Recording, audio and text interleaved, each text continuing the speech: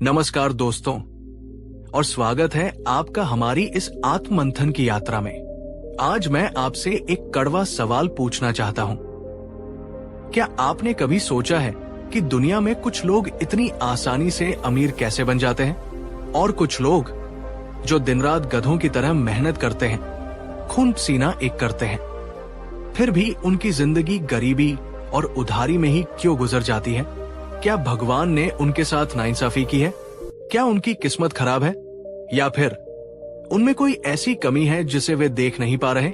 आज हम गौतम बुद्ध के पास चलेंगे और उनसे पूछेंगे कि गरीबी का असली कारण क्या है। बुद्ध ने कहा था, मनुष्य अपनी गरीबी का निर्माण खुद करता है। गरीबी बाहर नहीं, तुम्हारे मन के अंदर है। आज मैं आपको बुद्ध द्वारा बताए गए उन 5 मुख्य कारणों के बारे में बताऊंगा जो एक इंसान को कभी अमीर नहीं बनने देते। ये कारण कोई बाहरी परिस्थितियां नहीं है, बल्कि ये हमारे मन की बेड़ियां है। दोस्तों, ये वीडियो आपकी जिंदगी बदल सकता है। हो सकता है आज आपको अपनी कुछ कमियां दिखाई दे जो शायद कड़वी लगे, लेकिन याद रखिए, कड़वी दवा ही बीमारी को ठीक करती है। तो अगर आप अपनी गरीबी की जंजीरों को तोड़ना चाहते हैं तो इस वीडियो को अंत तक जरूर देखें, क्योंकि 5वां कारण सबसे खतरनाक है और उसका समाधान जाने बिना जाना आधी बीमारी लेकर जाने जैसा होगा। अगर आप अमीर बनने के लिए अपनी सोच बदलने को तैयार हैं, तो वीडियो को अभी लाइक कर दीजिए और चलिए सत्य का सामना करते हैं। बुद्ध ने गरीबी का सबसे पहला और सबसे बड़ा कारण बताया है, आलस्य। बुद्ध कहते हैं, जो व्यक्ति सूरज निकलने के बाद भी सोता है, जो काम को कल पर टालता है और जो मेहनत से जी चुराता है, लक्ष्मी उसके घर का रास्ता भूल जाती है। आलसी व्यक्ति के पास हमेशा बहाने होते हैं। आज बहुत गर्मी है, काम नहीं होगा। आज बहुत ठंड है, कल करेंगे। अभी मूड नहीं है। ये बहाने नहीं, ये गरीबी के बीज है। एक गांव में एक युवक रहता था, सोमदत्त। वो बहुत गरीब था, लेकिन महाआलसी था। वो कोई काम नहीं करना चाहता था। वो बस अमीर बनने के सपने देखता था। वो रोज मंदिर जाता और भगवान से प्रार्थना करता, हे भगवान, मुझे बिना मेहनत किए बहुत सारा सोना दे दो। एक दिन एक साधु उस गांव में आए। सोमदत्त ने उनकी बहुत सेवा की, क्योंकि उसे उम्मीद थी कि साधु उसे कुछ देंगे। साधु उसकी सेवा से खुश हुए। साधु ने कहा, बेटा, मैं तुम्हें एक पारस पत्थर देता हूं। ये लोहे को सोने में बदल सकता है, लेकिन मैं इसे सिर्फ 2 दिन के लिए तुम्हें दे रहा हूं। परसों शाम को सूर्यास्त के समय मैं इसे वापस ले लूंगा। तब तक तुम जितना चाहो सोना बना लो। सोमदत्त खुशी से पागल हो गया। उसने सोचा, अब तो मैं राजा बन जाऊंगा। उसने सोचा, आज तो मैं बहुत थका हुआ हूं और अभी तो 2 दिन पड़े हैं। कल सुबह बाजार से बहुत सारा लोहा खरीद लाऊंगा और सोना बना लूंगा। आज आराम करता हूं। वो सो गया। अगले दिन वो देर से उठा। उसने सोचा, अरे अभी तो पूरा दिन बाकी है। पहले भरपेट खाना खा लेता हूं, फिर बाजार जाऊंगा। खाना खाकर उसे फिर नींद आ गई। उसने सोचा, थोड़ी देर सो लेता हूं, शाम को लोहा ले आऊंगा। अभी तो कल का दिन भी बाकी है। दूसरा दिन यानी अंतिम दिन आ गया। सोमदत्त फिर देर से उठा। अब उसे थोड़ी घबराहट हुई। उसने सोचा, आज तो बाजार जाना ही पड़ेगा। लेकिन तभी उसे उसके दोस्त मिल गए। वो उनके साथ गपशप में लग गया। उसने सोचा, दोपहर के बाद चला जाऊंगा। दोपहर हो गई। उसने सोचा, अब तो बाजार जाने का समय हो गया, लेकिन बाहर धूप बहुत तेज है। थोड़ी ठंडक हो जाए तब जाऊंगा। वो इंतजार करता रहा। शाम होने लगी, सूरज ढलने लगा। अचानक उसे याद आया कि साधु सूर्यास्त के समय आने वाले हैं। वो घबराकर बाजार की तरफ भागा, लेकिन जैसे ही वो घर से निकला, सामने साधु खड़े थे। सूरज डूब चुका था। साधु ने कहा, वत्स, समय पूरा हुआ, लाओ मेरा पत्थर वापस करो। सोमदत्त उनके पैरों में गिर पड़ा, रोने लगा, गिड़गिड़ाने लगा। महाराज, बस 1 घंटा और दे दीजिए, मैं अभी लोहा लेकर आता हूं। साधु ने कहा, मूर्ख, मैंने तुझे 48 घंटे दिए थे, तूने उन्हें आलस्य में गवा दिया। जिसे समय की कीमत नहीं, उसे धन नहीं मिल सकता। साधु पत्थर लेकर चले गए और सोमदत्त अपनी गरीबी और पछतावे के साथ वहीं रह गया। दोस्तों, ये कहानी सिर्फ सोमदत्त की नहीं है, ये हम में से बहुत से लोगों की है। हम भी अवसरों को कल पर टालते रहते हैं। कल से पढ़ाई शुरू करूंगा, कल से सेविंग शुरू करूंगा, कल से नया काम शुरू करूंगा। लेकिन बुद्ध कहते हैं, कल कभी नहीं आता। जो करना है अभी करो। गरीबी पैसे की कमी से नहीं, समय की बर्बादी से आती है। आपसे सवाल, क्या आपके पास भी कोई ऐसा काम है जिसे आप कई दिनों या महीनों से टाल रहे हैं? सच सच बताइए, कमेंट में लिखें। हाँ, मैं टालता हूं, या नहीं, मैं तुरंत करता हूं। बुद्ध की दूसरी चेतावनी उस मानसिकता के बारे में है जो हमें एक ही जगह फंसाए रखती है। वो है अज्ञान और सीखने से इनकार करना। बुद्ध ने कहा था, ज्ञान के बिना जीवन अंधकार है।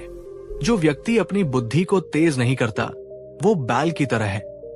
उसका मांस तो बढ़ता है, लेकिन प्रज्ञा यानी समझ नहीं। गरीब लोग अक्सर सोचते हैं कि अमीर बनने के लिए सिर्फ कड़ी मेहनत चाहिए। ये गलत है। अमीर बनने के लिए सही ज्ञान और कौशल चाहिए। एक मजदूर दिन में 12 घंटे मेहनत करता है, फिर भी गरीब रहता है। एक इंजीनियर दिन में 8 घंटे काम करता है और अमीर होता है। क्यों? क्योंकि इंजीनियर ने अपने दिमाग पर निवेश किया है, मजदूर ने सिर्फ शरीर का उपयोग किया है। एक जंगल में 2 लकड़हारे थे, राम और श्याम। दोनों को एक दिन में ज्यादा से ज्यादा लकड़ियां काटने का काम मिला। राम बहुत मेहनती था। उसने सुबह से ही कुल्हाड़ी चलानी शुरू कर दी। वो 1 मिनट के लिए भी नहीं रुका। उसने लंच भी नहीं किया। वो पसीने से लथपथ होकर लगातार पेड़ काटता रहा। श्याम अलग था। वो 1 घंटे पेड़ काटता और फिर 15 मिनट के लिए बैठ जाता। राम से देखकर हंसता, अरे आलसी, तू विश्राम कर रहा है, मैं तुझसे ज्यादा लकड़ियां काटूंगा। श्याम मुस्कुराता और चुप रहता। शाम हुई, लकड़ियों की गिनती हुई। राम ने बहुत लकड़ियां काटी थी, लेकिन जब श्याम की लकड़ियां गिनी गई तो सब हैरान रह गए। श्याम ने राम से 2 गुनी लकड़ियां काटी थी। राम को बहुत गुस्सा आया। उसने श्याम से पूछा, ये कैसे हो सकता है? मैं बिना रुके काम करता रहा और तू हर घंटे बैठ जाता था। फिर तूने मुझसे ज्यादा काम कैसे किया? श्याम ने कहा, मित्र, जब मैं 15 मिनट के लिए बैठता था तो मैं सिर्फ आराम नहीं करता था, मैं अपनी कुल्हाड़ी की धार तेज करता था। तुम्हारी कुल्हाड़ी की धार कुंद हो गई थी, इसलिए तुम्हें ज्यादा मेहनत करनी पड़ी और परिणाम कम मिला। मेरी कुल्हाड़ी तेज थी, इसलिए मैंने कम मेहनत में ज्यादा काम किया। दोस्तों, ये कुल्हाड़ी हमारा दिमाग है। अगर आप वही काम उसी पुराने तरीके से करते रहेंगे तो आप कभी आगे नहीं बढ़ेंगे। अमीर लोग लगातार सीखते हैं। वे किताबें पढ़ते हैं, नए स्किल सीखते हैं, खुद को अपग्रेड करते हैं। गरीब लोग सोचते हैं, मुझे सब पता है, या पढ़ने लिखने का समय किसके पास है। यही वो अंतर है जो एक को अमीर और दूसरे को गरीब बनाता है। आपने आखिरी बार कोई नई चीज कब सीखी थी? क्या आप अपनी कमाई का कुछ हिस्सा अपने ज्ञान को बढ़ाने पर खर्च करते हैं? कमेंट में बताएं। तीसरा कारण वह है जो टैलेंटेड लोगों को भी गरीब रखता है। वो है डर, असफलता का डर, पैसे डूबने का डर, लोग क्या कहेंगे का डर। बुद्ध ने कहा था, जिसके मन में भय है वो कभी भी महान कार्य नहीं कर सकता। डर सपनों का हत्यारा है। ज्यादातर लोग गरीब इसलिए नहीं है कि उनके पास अवसर नहीं है। वे गरीब इसलिए हैं क्योंकि वे सुरक्षा के पीछे भागते हैं। वे बंधी बंधाई तनख्वाह चाहते हैं। वे रिस्क नहीं लेना चाहते। लेकिन धन का एक नियम है, जहां जोखिम नहीं वहां लाभ नहीं। एक अमीर व्यापारी बूढ़ा हो गया था। उसे अपना उत्तराधिकारी चुनना था। उसने अपने तीनों बेटों को बुलाया और तीनों को 100-100 सोने के सिक्के दिए। उसने कहा, मैं तीर्थ यात्रा पर जा रहा हूं। 1 साल बाद लौटूंगा। जो इन सिक्कों का सबसे अच्छा उपयोग करेगा वही मेरा उत्तराधिकारी बनेगा। पहला बेटा बहुत डरपोक था। उसने सोचा अगर ये सिक्के चोरी हो गए तो पिताजी नाराज होंगे। उसने सिक्कों को जमीन में गाड़ दिया ताकि वे सुरक्षित रहें। दूसरा बेटा थोड़ा समझदार था। उसने उन सिक्कों से गरीबों को कंबल और भोजन दान कर दिया। उसने सोचा पुण्य कमाना सबसे अच्छा है। तीसरा बेटा साहसी था। उसने उन सिक्कों से कच्चा माल खरीदा, कारीगर लगाए और एक छोटा सा कारखाना शुरू कर दिया। उसने रिस्क लिया, उसे नुकसान भी हुआ, लेकिन उसने हार नहीं मानी। 1 साल बाद पिता लौटे। पहले बेटे ने जमीन खोदी और 100 सिक्के निकाल कर दे दिए। वे गंदे हो चुके थे। पिता ने कहा, मूर्ख, तुमने धन को बेकार पड़ा रहने दिया। धन का स्वभाव है बढ़ना, तुमने उसे रोक दिया। दूसरे बेटे ने कहा, पिताजी, मैंने सब दान कर दिया। पिता ने कहा, तुमने अच्छा किया, लेकिन तुम व्यापारी नहीं बन सकते, तुम साधु बनो। तीसरा बेटा आया। उसके साथ गाड़ियों में सामान लदा हुआ था। उसने पिता के चरणों में 1000 सिक्के रख दिए। उसने कहा, पिताजी, मैंने आपके 100 सिक्कों को काम पर लगाया। मैंने जोखिम उठाया, मेहनत की और अब ये 1000 बन गए हैं। पिता ने उसे गले लगा लिया और कहा, तू ही मेरा असली वारिस है। तूने धन को ऊर्जा समझा और उसे बढ़ाया। दोस्तों, अगर आप अपनी पूंजी, चाहे वो पैसा हो या टैलेंट को डर के मारे छुपा कर रखेंगे तो वो कभी नहीं बढ़ेगी। जहाज बंदरगाह पर सुरक्षित होता है, लेकिन वो वहां खड़े रहने के लिए नहीं बना होता। उसे तूफानों से लड़ना होता है। अमीर बनने के लिए आपको अपने कंफर्ट जोन से बाहर निकलना ही होगा। क्या कोई ऐसा काम है जो आप करना चाहते हैं, जैसे बिजनेस, लेकिन डर की वजह से शुरू नहीं कर रहे? कमेंट में लिखें, मैं निडर बनूंगा। चौथा कारण बहुत ही सूक्ष्म है, लेकिन बहुत प्रभावशाली है। वो है संगत। बुद्ध ने कहा था, एक चम्मच जहर पूरे तालाब को जहरीला नहीं कर सकता, लेकिन एक बुरा मित्र तुम्हारे पूरे जीवन को नष्ट कर सकता है। अगर आप 5 गरीब, नकारात्मक और आलसी लोगों के साथ रहते हैं तो छठे गरीब व्यक्ति आप होंगे। ये तय है। क्यों?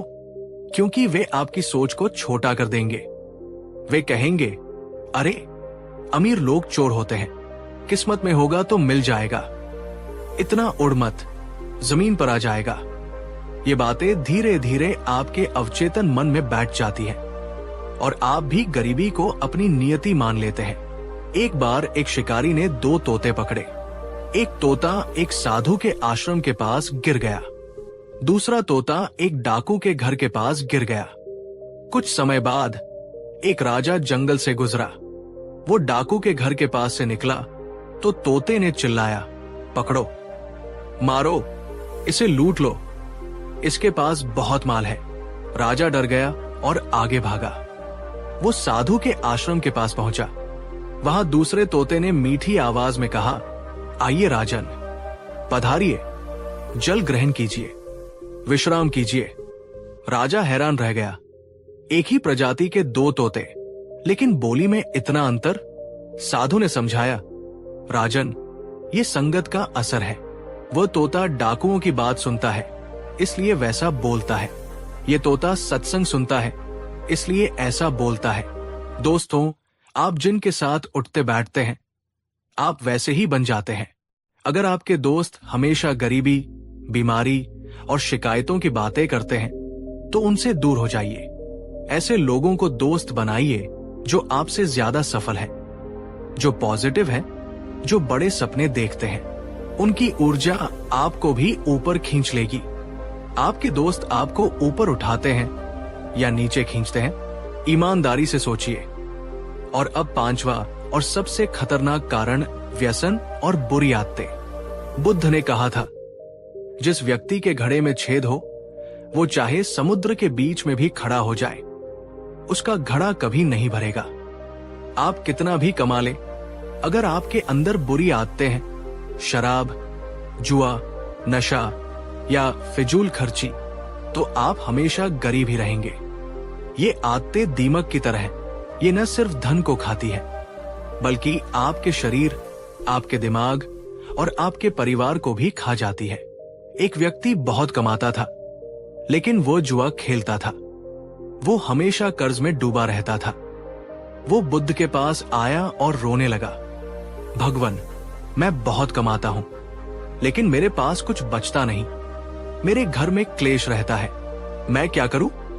बुद्ध ने उसे एक चलनी दी और कहा, जाओ, इसमें पास के तालाब से पानी भर कर लाओ। वो व्यक्ति बार बार पानी भरता, लेकिन पानी छेदों से बह जाता। वो थक गया।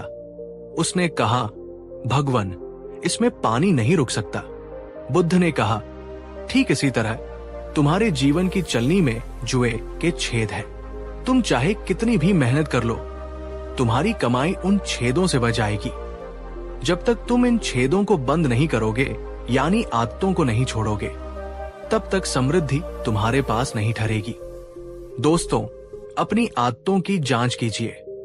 क्या आप अपनी कमाई का बड़ा हिस्सा दिखावे में, नशे में या ऐसी चीजों में उड़ा देते हैं जिनकी जरूरत नहीं है?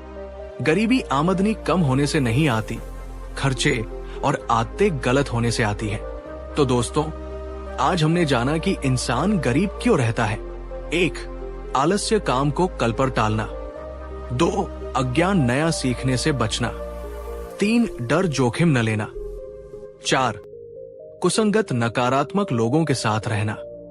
5. व्यसन, बुरी आदतों में धन बर्बाद करना। बुद्ध का अंतिम संदेश याद रखिए, अपना दीपक स्वयं बनो। अपनी गरीबी के अंधेरे को अपनी मेहनत और ज्ञान के प्रकाश से मिटा दो। कोई और तुम्हारे लिए ये नहीं करेगा। गरीबी कोई सजा नहीं है जिसे आप भोगने के लिए मजबूर हैं। ये एक स्थिति है जिसे आप बदल सकते हैं। आज ही संकल्प लीजिए, एक आदत बदलिए और देखिए आपकी दुनिया कैसे बदलती है। दोस्तों, ये वीडियो सिर्फ मनोरंजन के लिए नहीं था, ये एक चेतावनी थी। अगर आप इनमें से किसी भी आदत के शिकार हैं, तो आज ही जाग जाइए। अगर इस वीडियो ने आपकी आंखें खोली हैं, तो इसे लाइक करें, शेयर करें अपने दोस्तों और परिवार के साथ, खासकर युवाओं के साथ, ताकि वे सही रास्ते पर चल सकें। सब्सक्राइब करें और हमारे परिवार का हिस्सा बने। कहानी 2। नमस्कार दोस्तों, और स्वागत है आपका हमारी इस आत्म खोज की यात्रा में। आज मैं आपसे एक बहुत ही संवेदनशील सवाल पूछना चाहता हूं। क्या गरीबी भगवान की देन है या हमारी अपनी देन है? हम सबने सुना है, गरीब पैदा होना तुम्हारी गलती नहीं है, लेकिन गरीब मरना तुम्हारी गलती है। लेकिन क्या आप जानते हैं कि गौतम बुद्ध ने इससे भी हजारों साल पहले इससे भी गहरी बात कही थी। बुद्ध ने कहा था, कोई भी व्यक्ति जन्म से ब्राह्मण यानी श्रेष्ठ या शूद्र यानी तुच्छ नहीं होता, वो अपने कर्मों से ही श्रेष्ठ या तुच्छ बनता है। आज हम जानेंगे कि क्यों कुछ लोग बहुत साधारण परिस्थितियों में जन्म लेने के बाद भी इतिहास बदल देते हैं, और क्यों कुछ लोग सोने की चम्मच लेकर पैदा होने के बाद भी सब कुछ गवा देते हैं। हम जानेंगे कि गरीबी कोई बीमारी नहीं है, गरीबी एक मानसिकता है, और इस मानसिकता को कैसे बदला जा सकता है, ये आज हम बुद्ध की एक अद्भुत कहानी के माध्यम से सीखेंगे। दोस्तों, ये वीडियो आपके बच्चों और आपके भविष्य के लिए बहुत जरूरी है। अगर आप गरीबी के चक्र को तोड़ना चाहते हैं, तो इस वीडियो को अंत तक जरूर देखें, क्योंकि अंत में मैं आपको बुद्ध का वो समृद्धि मंत्र दूंगा जो आपको मानसिक और आर्थिक रूप से अमीर बना देगा। अगर आप अपनी सोच बदलने को तैयार हैं, तो वीडियो को अभी लाइक कर दीजिए। और चलिए इस गहरे सत्य को जानते हैं। मगध के एक छोटे से गांव में 2 भाई रहते थे, राम और लखन। उनके पिता की मृत्यु हो चुकी थी। मां बहुत बीमार थी। घर में खाने को दाने नहीं थे।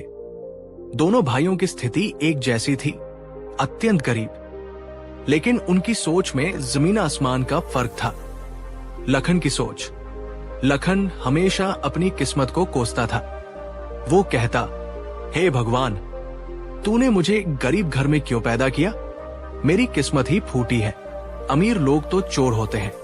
मेरी जिंदगी में दुख ही लिखा है। वो दिन भर ताश खेलता, गपशप करता, और अगर उसे थोड़ा पैसा मिल जाता तो उसे तुरंत खर्च कर देता। वो सोचता, कल किसने देखा है? राम की सोच। राम कभी शिकायत नहीं करता था। वो कहता, मैं गरीब पैदा हुआ, ये सच है, लेकिन मैं इस स्थिति को बदल सकता हूं। मेरे हाथ सलामत है, मेरा दिमाग तेज है।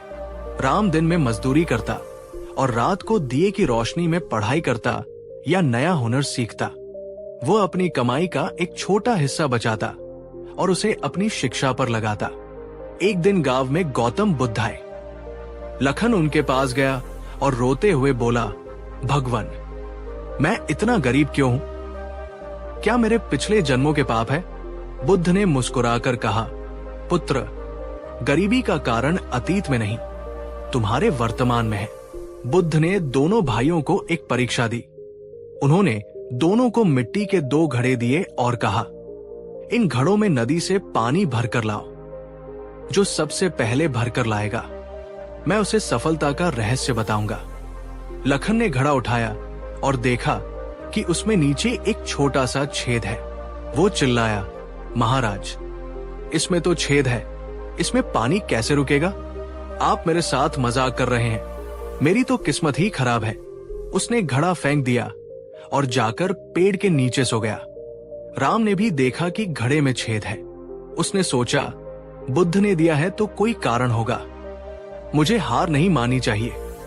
उसने नदी की गीली मिट्टी ली, उसे छेद पर लगाया और उसे थोड़ी देर धूप में सुखाया। छेद बंद हो गया। फिर उसने धीरज से घड़ा भरा और बुद्ध के पास ले आया। बुद्ध ने राम के सिर पर हाथ रखा और कहा, गरीब वो नहीं जिसके पास साधन यानी घड़ा खराब है। गरीब वो है जिसके पास प्रयास यानी मिट्टी लगाने की बुद्धि नहीं है। दोस्तों, इस कहानी में लखन और राम हम ही हैं। हम सब छेद वाले घड़े यानी समस्याओं के साथ पैदा हुए हैं। किसी के पास पैसा नहीं है, किसी के पास डिग्री नहीं है, किसी के पास कॉन्फिडेंस नहीं है, लेकिन जो लखन की तरह शिकायत करता है वो गरीब रह जाता है, और जो राम की तरह समाधान ढूंढता है वो अमीर बन जाता है। जब आपके सामने कोई मुश्किल आती है तो आप क्या करते हैं?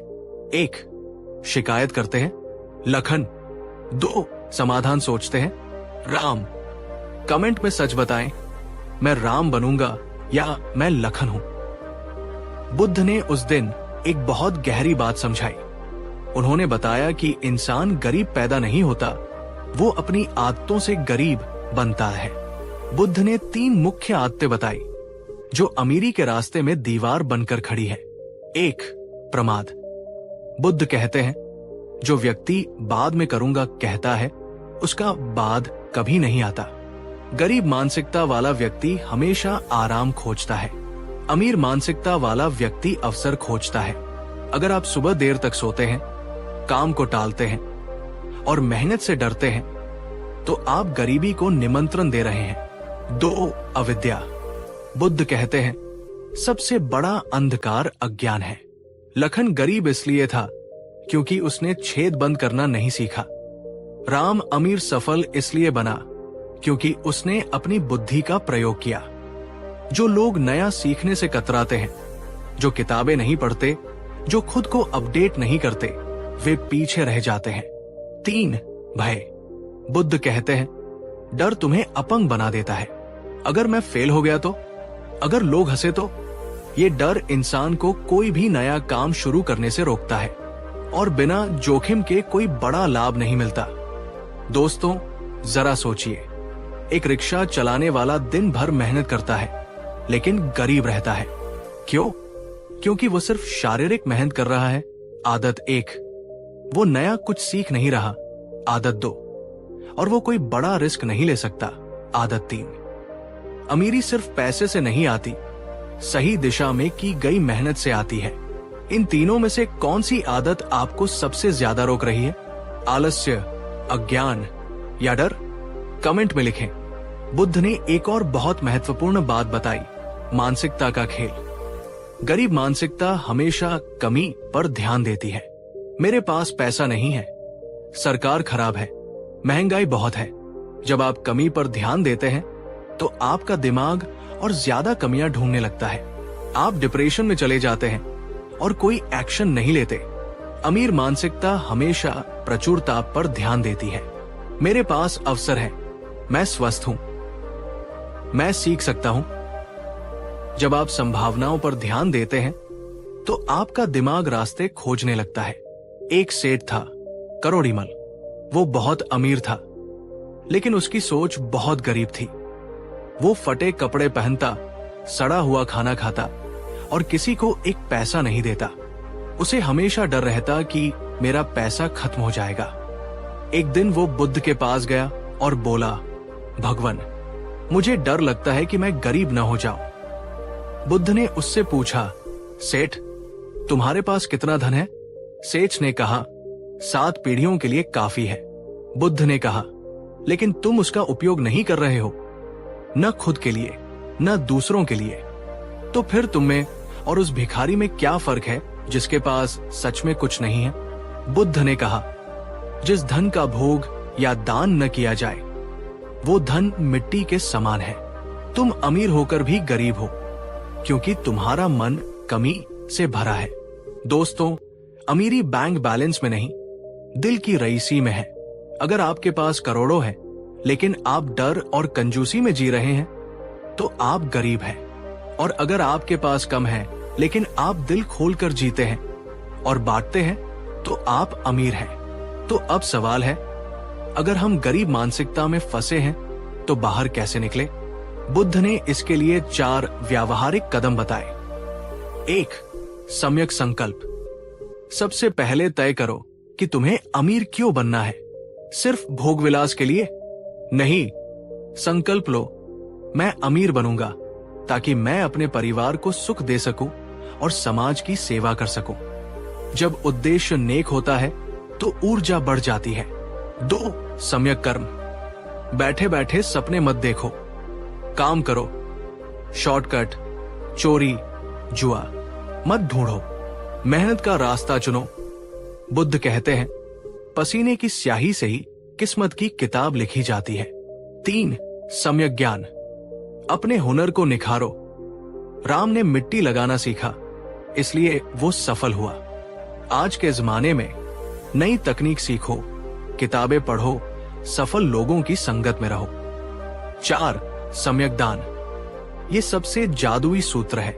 बुद्ध कहते हैं, कुएं से जितना पानी निकालोगे नया पानी उतना ही आएगा।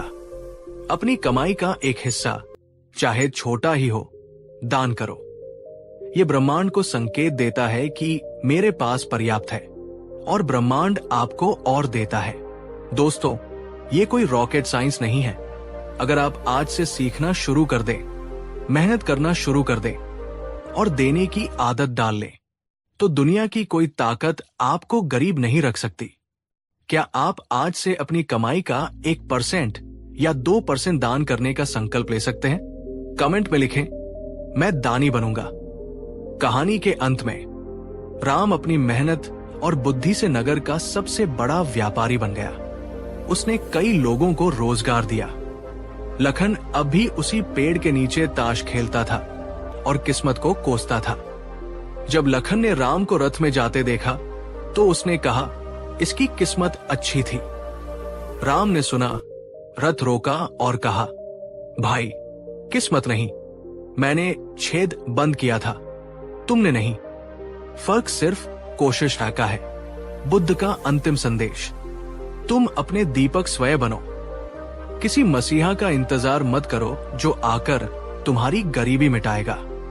उठो, जागो और तब तक मत रुको जब तक लक्ष्य न मिल जाए। दोस्तों, ये वीडियो आपको जगाने के लिए था। गरीबी कोई अभिशाप नहीं है जिसे आप बदल नहीं सकते। ये एक चुनौती है जिसे आपको जीतना है। आज मैं एक नई स्किल सीखना शुरू करूंगा जो मुझे अमीर बनाएगी। क्या आप ये वादा करते हैं? कमेंट में लिखें, मैं सीखूंगा, मैं बदलूंगा। कहानी 3। नमस्कार दोस्तों, आज मैं आपसे एक बहुत ही पर्सनल सवाल पूछना चाहता हूं। क्या कभी आपकी जिंदगी में ऐसा हुआ है कि आप किसी चीज के लिए बहुत रोए हो। शायद कोई नौकरी छूट गई हो, कोई रिश्ता टूट गया हो, या कोई बहुत बड़ा नुकसान हो गया हो। उस वक्त आपको लगा होगा कि मेरे साथ ही ऐसा क्यों हुआ, भगवान मेरे साथ इतना बुरा क्यों कर रहा है। लेकिन आज जब आप पीछे मुड़कर देखते हैं तो क्या आपको लगता है कि अच्छा हुआ जो वैसा हुआ? दोस्तों, हम सबने ये सुना है, जो होता है अच्छे के लिए होता है। लेकिन जब हम मुसीबत में होते हैं तो ये बात हमें सबसे ज्यादा झूठी लगती है। हमें गुस्सा आता है। आज मैं आपको गौतम बुद्ध के समय की एक ऐसी कहानी सुनाने जा रहा हूं जो इस वाक्य का असली मतलब आपको समझा देगी। ये कहानी एक राजा और उसके मंत्री की है। इस कहानी में इतना गहरा सच छिपा है कि इसे सुनने के बाद आप अपनी जिंदगी की सबसे बड़ी मुसीबतों को भी आशीर्वाद मानेंगे। अगर आप इस समय किसी मुश्किल दौर से गुजर रहे हैं तो मेरा यकीन मानिए, ये वीडियो आपके लिए ही बना है। इसे अंत तक जरूर देखें, क्योंकि वीडियो के अंत में मैं आपको विश्वास का एक ऐसा मंत्र दूंगा जो आपको हर तूफान में शांत रखेगा। अगर आप अपनी जिंदगी को एक नए नजरिए से देखने के लिए तैयार हैं, तो वीडियो को अभी लाइक कर दीजिए। और चलिए कहानी शुरू करते हैं। मगध देश में एक राजा था जिसका नाम था प्रताप सिंह। वो बहुत बहादुर था, लेकिन थोड़ा जल्दबाज था। उसका एक मंत्री था जिसका नाम था सुमति। सुमति बहुत ज्ञानी और शांत स्वभाव का था। वो भगवान या नियति पर बहुत भरोसा करता था। उसकी एक तकिया कलाम थी। जब भी कुछ होता, चाहे अच्छा या बुरा, वो हमेशा कहता, जो हुआ अच्छे के लिए हुआ। एक दिन राजा अपनी तलवार साफ कर रहा था। अचानक तलवार फिसली और राजा के पैर के अंगूठे पर गिर गई। राजा का अंगूठा कट गया, खून बहने लगा। राजा दर्द से करा उठा। वैद्य को बुलाया गया, पट्टी की गई। मंत्री सुमति भी वहां खड़ा था। राजा ने दर्द में पूछा, सुमति, देखो मेरे साथ कितना बुरा हुआ। मैं अब ठीक से चल भी नहीं पाऊंगा। ये मेरे साथ ही क्यों हुआ? सुमति ने अपनी आदत के अनुसार शांत भाव से कहा, महाराज, शांत हो जाइए। जो हुआ अच्छे के लिए हुआ। ये सुनते ही राजा का गुस्सा 7वें आसमान पर पहुंच गया। उसने चिल्लाकर कहा, क्या? मेरा अंगूठा कट गया, मैं दर्द से मर रहा हूं, और तुम कह रहे हो कि अच्छा हुआ? तुम मेरा मजाक उड़ा रहे हो। सुमति ने कहा, नहीं महाराज, मैं सच कह रहा हूं। ईश्वर जो करता है अच्छे के लिए करता है। हमें अभी समझ नहीं आ रहा, लेकिन इसमें भी कोई भलाई छिपी होगी। राजा ने गुस्से में सैनिकों को आदेश दिया, इस पागल मंत्री को तुरंत काल कोठरी में डाल दो। मैं भी देखूं कि जेल में सड़ना इसके लिए कैसे अच्छा होता है। सैनिकों ने सुमति को पकड़ लिया और जेल में डाल दिया। जाते जाते भी सुमति मुस्कुरा रहा था और कह रहा था, ये भी अच्छे के लिए ही हुआ। राजा ने सोचा, ये आदमी सचमुच पागल हो गया है। दोस्तों, जरा सोचिए, अगर आपके साथ ऐसा होता, आपकी उंगली कट जाती और कोई दोस्त कहता अच्छा हुआ, तो क्या आप उसे जेल में नहीं डालते? हम सब राजा की तरह ही सोचते हैं। हमें सिर्फ आज का दर्द दिखता है, कल का फायदा नहीं। 2 महीने बीत गए। राजा का घाव भर गया था, लेकिन अंगूठा कटा हुआ था। एक दिन राजा अपने कुछ सैनिकों के साथ घने जंगल में शिकार खेलने गया। शिकार का पीछा करते करते राजा अपने सैनिकों से बहुत दूर निकल गया और रास्ता भटक गया। वो घने जंगल के बीचों बीच था। तभी अचानक झाड़ियों से सैकड़ों आदिवासी निकल आए। वे नरभक्षी थे। उन्होंने राजा को चारों तरफ से घेर लिया और बंदी बना लिया। वे बहुत खुश थे। वे चिल्ला रहे थे, आज हमारे वनदेवता को एक शाही बलि मिलेगी।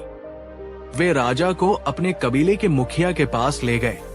मुखिया ने आदेश दिया, इस आदमी को नहला धुलाकर तैयार करो। आज रात हम इसकी बलि देंगे। राजा बहुत डरा हुआ था। उसने लाख कोशिश की, बताया कि वह राजा है, उसे छोड़ दिया जाए, लेकिन आदिवासियों को उनकी भाषा समझ नहीं आई। राजा को बलि वेदी पर लिटा दिया गया। पुरोहित ने बड़ा सा चाकू उठाया। राजा ने अपनी आंखें बंद कर ली। उसने सोचा, आज मेरा अंत निश्चित है। तभी पुरोहित की नजर राजा के पैर पर पड़ी। उसने जोर से चिल्लाया, रुको, बलि रोको। मुखिया ने पूछा, क्या हुआ? पुरोहित ने कहा, हम इसकी बलि नहीं दे सकते। इसका अंगूठा कटा हुआ है। ये शरीर खंडित यानी अधूरा है। हमारे देवता को खंडित बलि स्वीकार नहीं होगी। अगर हमने इसे चढ़ाया तो देवता नाराज हो जाएंगे और हमारा कबीला नष्ट हो जाएगा। मुखिया ने तुरंत राजा को छोड़ने का आदेश दिया। उसने कहा, जाओ, भाग जाओ यहां से। तुम हमारे किसी काम के नहीं हो। राजा को अपनी किस्मत पर यकीन नहीं हुआ। वो वहां से जान बचाकर भागा। वो जंगलों में दौड़ता रहा, जब तक कि वो अपने राज्य की सीमा पर नहीं पहुंच गया। जब वो सुरक्षित अपने महल पहुंचा तो वो हांफ रहा था। अचानक उसे याद आया कि उसकी जान किस वजह से बची। उस कटे हुए अंगूठे की वजह से। अगर उसका अंगूठा सही सलामत होता तो आज उसकी गर्दन कट चुकी होती। उसे तुरंत मंत्री सुमति की बात याद आई। जो होता है अच्छे के लिए होता है। राजा को बहुत पछतावा हुआ। वो सीधा कालकोठरी की ओर दौड़ा। राजा ने खुद अपने हाथों से सुमति की जंजीरें खोली। उसने रोते हुए कहा, सुमति, तुम सही थे। मेरा अंगूठा कटना मेरे लिए वरदान साबित हुआ। आज उसी कटे अंगूठे ने मेरी जान बचा ली। मुझे माफ कर दो, मैंने तुम्हें बेवजह सजा दी। सुमति ने मुस्कुराकर कहा, महाराज, माफी मत मांगिए। जो हुआ अच्छे के लिए ही हुआ। राजा हैरान रह गया। उसने पूछा, सुमति, मेरा अंगूठा कटा, मेरी जान बची। ये तो समझ आता है कि मेरे लिए अच्छा था, लेकिन मैंने तुम्हें 2 महीने जेल में रखा, तुम्हें कष्ट दिया। इसमें तुम्हारे लिए क्या अच्छा हुआ? सुमति ने हंसते हुए जवाब दिया, महाराज, अगर आप मुझे जेल में नहीं डालते तो मैं कहां होता? राजा ने कहा, तुम मेरे साथ शिकार पर होते, हमेशा की तरह। सुमति ने कहा, बिल्कुल। और अगर मैं आपके साथ जंगल में होता तो आदिवासी हम दोनों को पकड़ लेते। आपका अंगूठा कटा था इसलिए आपको छोड़ देते, लेकिन मेरा शरीर तो पूरा सही सलामत था। आपकी जगह आज मेरी बलि चढ़ जाती। सुमति ने हाथ जोड़कर कहा, महाराज, आपने मुझे जेल भेजकर मेरी जान बचा ली, इसलिए जो हुआ बहुत अच्छे के लिए हुआ। दोस्तों, ये कहानी हमें हिलाकर रख देती है। हम अपनी छोटी छोटी बुद्धि से ईश्वर की बड़ी योजना को समझने की कोशिश करते हैं। हम सोचते हैं कि जो हमें अच्छा लग रहा है वही अच्छा है और जो हमें बुरा लग रहा है वो बुरा है, लेकिन ऊपर वाला पूरी तस्वीर देख रहा है। क्या आपकी जिंदगी में कभी ऐसा हुआ है कि कोई चीज आपको नहीं मिली, जैसे कोई जॉब या कोई प्यार, और बाद में आपको लगा कि शुक्र है मैं बच गया? अपने अनुभव कमेंट में शेयर करें। बुद्ध ने इस दर्शन को तत्ता कहा था, यानी जैसा है वैसा ही स्वीकार करना। बुद्ध कहते हैं, जीवन में न तो कुछ अच्छा है न बुरा, ये सिर्फ हमारी प्रतिक्रिया है जो उसे अच्छा या बुरा बनाती है। जब हमारे साथ कुछ अनचाहा होता है तो हम उसका विरोध करते हैं। हम रोते हैं, चिल्लाते हैं। यही विरोध दुख पैदा करता है। बुद्ध का सूत्र है, स्वीकार कर लो। अगर अंगूठा कटा है स्वीकार कर लो। अगर जेल मिली है स्वीकार कर लो। अगर नौकरी गई है स्वीकार कर लो, क्योंकि हर घटना के गर्भ में एक बीज छिपा होता है। कभी कभी एक छोटा सा नुकसान हमें बड़े विनाश से बचा लेता है। कभी कभी एक बड़ा असफलता हमें एक नई और बेहतर दिशा में मोड़ देती है। बुद्ध कहते हैं, धैर्य रखो, समय को अपना काम करने दो। आज का जहर कल की दवा बन सकता है। दोस्तों, विश्वास का मतलब ये नहीं है कि आपको पता है कि आगे क्या होगा। विश्वास का मतलब है कि आपको नहीं पता कि आगे क्या होगा, फिर भी आप शांत हैं, क्योंकि आप जानते हैं कि जो भी होगा सही होगा।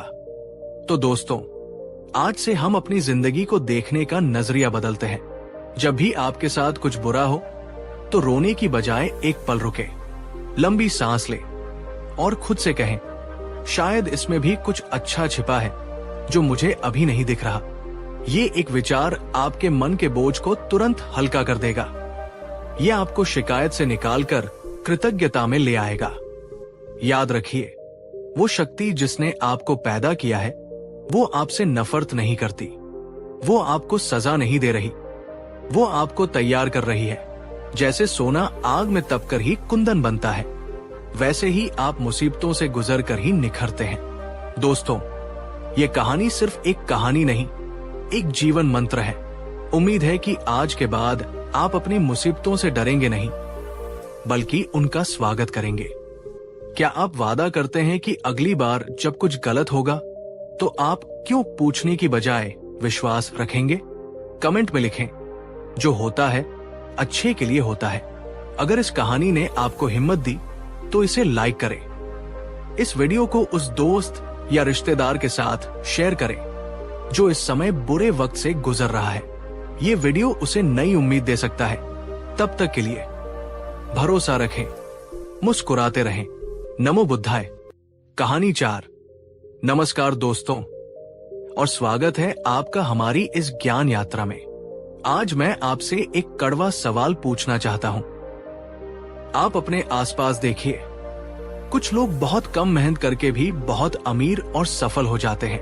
उनके पास दौलत, शोहरत और सुख सुविधाओं की कोई कमी नहीं होती।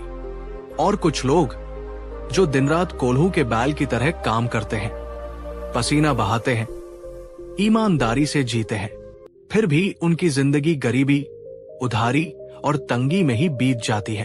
ऐसा क्यों? क्या भगवान ने उनके भाग्य में गरीबी लिखी है? क्या उनकी किस्मत खराब है? या फिर वे अनजाने में कुछ ऐसी गलतियां कर रहे हैं जिन्हें वे देख नहीं पा रहे? आज हम गौतम बुद्ध के पास चलेंगे और उनसे पूछेंगे कि इंसान अमीर क्यों नहीं बन पाता। बुद्ध ने कहा था, गरीबी किसी बाहरी परिस्थिति का नाम नहीं है। गरीबी एक मानसिक अवस्था है जो गलत आदतों और गलत विचारों से पैदा होती है। आज मैं आपको बुद्ध द्वारा बताई गई उन 3 सबसे बड़ी गलतियों के बारे में बताऊंगा जो एक इंसान को कभी भी अमीर नहीं बनने देती। ये गलतियां इतनी सूक्ष्म हैं कि हमें पता भी नहीं चलता कि हम इन्हें रोज कर रहे हैं। दोस्तों, ये वीडियो सिर्फ धन कमाने के बारे में नहीं है। ये वीडियो आपकी सोच को बदलने के बारे में है। अगर आप आर्थिक तंगी से थक चुके हैं और अपनी जिंदगी बदलना चाहते हैं तो इस वीडियो को अंत तक जरूर देखें, क्योंकि जो तीसरी गलती है वो आज 99% लोग कर रहे हैं और उन्हें खबर भी नहीं है। अगर आप अपनी गरीबी की बेड़ियों को तोड़ने के लिए तैयार हैं तो वीडियो को अभी लाइक कर दीजिए और चलिए सत्य का सामना करते हैं। बुद्ध की पहली चेतावनी उस मानसिकता के बारे में है जो धन को अपने पास आने से पहले ही रोक देती है। वो गलती है धन और धनी लोगों के प्रति ईर्ष्या या नफरत का भाव रखना। हमें से बहुत से लोग बचपन से सुनते आए हैं, पैसा तो हाथ का मैल है, अमीर लोग बेईमान होते हैं, पैसा इंसान को बुरा बना देता है, संतोष ही सबसे बड़ा धन है जिसका गलत अर्थ निकाला जाता है। ये बातें हमारे अवचेतन मन में एक प्रोग्रामिंग कर देती है कि पैसा बुरा है और मनोविज्ञान का नियम है, आप उस चीज को कभी आकर्षित नहीं कर सकते जिससे आप नफरत करते हैं या जिसे आप बुरा मानते हैं। अगर आप अमीरों को देखकर जलते हैं, उन्हें चोर या लुटेरा कहते हैं, तो आप अनजाने में अपने मन को संदेश दे रहे हैं कि मैं अमीर नहीं बनना चाहता क्योंकि मैं बुरा नहीं बनना चाहता। काशी में एक बहुत अमीर व्यापारी रहता था जिसका नाम था सेठ माणिकचंद। उसने अपनी मेहनत से करोड़ों की संपत्ति बनाई थी। वो बहुत दानी भी था, लेकिन उसका इकलौता बेटा समीर बिल्कुल अलग था। समीर बचपन से ही कुछ आधे अधूरे ज्ञान वाले साधुओं के सत्संग में जाता था। वहां उसने बार बार सुना था, माया ठगिनी है, धन नरक का द्वार है, संतोष ही सबसे बड़ा धन है। ये बातें समीर के दिमाग में इतनी घर कर गई कि उसे अपने पिता के व्यापार से नफरत हो गई। वो अपने पिता को लालची और पापी समझने लगा। उसे लगता था कि व्यापार करना मतलब लोगों को ठगना है। जब माणिकचंद उसे दुकान पर बैठने को कहते तो समीर कहता, पिताजी, मैं आपकी पाप की कमाई में हाथ नहीं डालूंगा। मुझे मोक्ष चाहिए, पैसा नहीं। माणिकचंद बहुत दुखी थे। उन्हें डर था कि उनके मरने के बाद उनका बेटा या तो भूखा मरेगा या सारी संपत्ति बर्बाद कर देगा। एक दिन गौतम बुद्ध काशी आए। माणिकचंद अपने बेटे को बड़ी मुश्किल से मनाकर बुद्ध के पास ले गए और अपनी समस्या बताई। बुद्ध ने समीर को देखा और मुस्कुराए। उन्होंने समीर से पूछा, वत्स, तुम धन से इतनी नफरत क्यों करते हो? समीर ने थोड़े अहंकार से कहा, तथागत, धन बुराई की जड़ है। ये इंसान को भ्रष्ट और क्रूर बनाता है। मैं एक पवित्र और सात्विक जीवन जीना चाहता हूं, इसलिए मैं धन से दूर रहता हूं। बुद्ध ने कहा, अच्छा, तो आओ, मेरे साथ एक छोटी सी सैर पर चलो। बुद्ध समीर को लेकर नगर के एक बहुत गरीब इलाके में गए। वहां एक टूटी फूटी झोपड़ी के बाहर एक बूढ़ी औरत बैठी रो रही थी। उसका बेटा अंदर बीमार पड़ा था, कराह रहा था, लेकिन उस मां के पास दवा खरीदने के लिए एक पैसा भी नहीं था। बुद्ध ने समीर से पूछा, समीर, क्या तुम इस लाचार मां की मदद कर सकते हो? क्या तुम इसके बेटे की जान बचा सकते हो? समीर ने अपनी जेब टटोली, लेकिन वो तो त्यागी था, खाली हाथ आया था। उसका दिल पसीज गया, लेकिन वो बेबस था। उसने सिर झुका लिया, नहीं भगवान, मेरे पास कुछ नहीं है, मैं चाहकर भी कुछ नहीं कर सकता। बुद्ध उसे थोड़ा आगे ले गए। वहां एक पुरानी पाठशाला थी, जिसकी छत बारिश में टूट गई थी। गरीब बच्चे बाहर कड़ी धूप में बैठकर पढ़ रहे थे। उनके पास किताबें भी नहीं थी। बुद्ध ने पूछा, समीर, क्या तुम इन बच्चों को छत और किताबें दे सकते हो? क्या तुम इनका भविष्य संवार सकते हो? समीर की आंखों में आंसू आ गए। उसे अपनी लाचारी पर गुस्सा आने लगा। वो फिर कुछ नहीं बोल पाया। तभी वहां से संयोगवश सेठ माणिकचंद, समीर के पिता, का रथ गुजरा। माणिकचंद ने बुद्ध को देखा तो रथ रोका और नीचे उतरे। उन्होंने स्थिति को समझा। उन्होंने तुरंत अपने मुनीम को आदेश दिया कि उस बूढ़ी औरत को दवा और भोजन के लिए पर्याप्त सोने की मोहरें दी जाए, और उन्होंने उसी वक्त पाठशाला की मरम्मत के लिए धन दान किया। बूढ़ी औरत के आंसू पुछ गए और बच्चों के चेहरे खिल उठे। उन्होंने माणिकचंद को दिल से आशीर्वाद दिया, जुग जुग जियो सेठ जी। बुद्ध ने समीर के कंधे पर हाथ रखा और कहा, वत्स, देख रहे हो, तुम्हारे पिता के पास धन था, इसलिए आज वे दया कर पाए। तुम्हारे पास सिर्फ कोरे शब्द और आदर्श थे, इसलिए तुम चाहकर भी किसी के आंसू नहीं पहुंच पाए। बुद्ध ने समझाया, धन बुरा नहीं है समीर, धन एक शक्ति है। अगर ये शक्ति एक अच्छे और दयालु इंसान के हाथ में हो तो ये वरदान बन जाती है, और अगर बुरे इंसान के हाथ में हो तो अभिशाप। तुम धन से भागकर महान नहीं बन रहे हो, तुम अपनी जिम्मेदारी से भाग रहे हो। जाओ, धन कमाओ, लेकिन लालच के लिए नहीं, सेवा के लिए। समीर का भ्रम टूट गया। उसे समझ आ गया कि गरीबी में कोई आध्यात्मिकता नहीं है, असली आध्यात्मिकता सामर्थ्य में है। उसने उस दिन से अपने पिता के व्यापार में मन लगाया और उसे और ऊंचाइयों पर ले गया, लेकिन एक सेवा भाव के साथ। दोस्तों, बुद्ध का संदेश साफ है, धन को दुश्मन मत मानिए, उसे एक मित्र बनाइए जो आपकी और समाज की मदद कर सके। जब आप धन को लक्ष्मी मानेंगे और उसका सम्मान करेंगे, तभी वो आपके घर में प्रवेश करेगी। जब आप किसी मर्सिडीज कार वाले को देखते हैं तो आपके मन में क्या आता है? वाह, क्या मेहनत की होगी इसने, प्रशंसा, या जरूर 2 नंबर का पैसा होगा। ईर्ष्या? सच सच कमेंट में बताएं। यही आपकी मानसिकता का टेस्ट है। बुद्ध की दूसरी चेतावनी हमारे धन के प्रबंधन के बारे में है। वो गलती है धन का अनादर करना और उसे गलत जगह खर्च करना। बुद्ध ने कहा था, जिस घड़े में छेद हो उसमें तुम चाहे सागर का पानी भी भर दो, वो खाली ही रहेगा। बहुत से लोग पैसा कमाते तो हैं, लेकिन वे कभी अमीर नहीं बन पाते क्योंकि उनमें धन को रोकने की कला नहीं होती।